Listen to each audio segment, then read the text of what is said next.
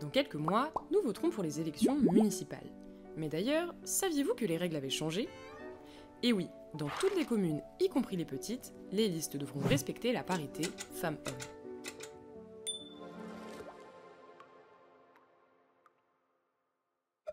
La parité, ça veut dire quoi au juste?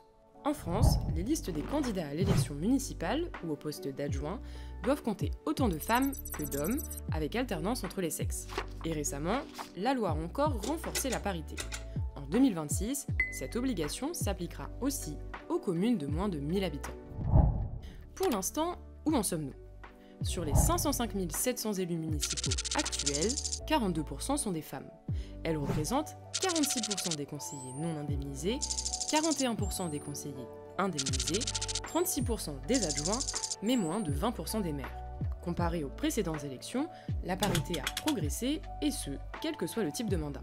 En revanche, si l'on s'intéresse spécifiquement aux petites communes, où la parité n'était pas obligatoire lors des dernières élections, la part de femmes est de 38%. Cela explique que dans certaines régions, qui comptent moins de grandes villes, les femmes soient sous-représentées. Mais alors, qui sont ces femmes qui s'engagent dans la politique locale? Leur profil n'est pas tout à fait le même que celui de leurs collègues masculins. Déjà, elles sont plus jeunes. Leur âge moyen, au moment du scrutin en 2020, était de près de 50 ans contre plus de 52 pour les hommes. Il faut dire que les hommes connaissent un pic d'engagement à l'approche de la retraite. En toute logique, on retrouve plus de femmes parmi les élus qui sont actifs sur le marché du travail que chez les retraités. Plus jeunes, elles ont ainsi moins d'ancienneté en politique. Les femmes reconduites lors des élections de 2020 avaient déjà occupé des mandats municipaux pendant 9 ans en moyenne, contre près de 12 ans pour les hommes. Et ça a un impact.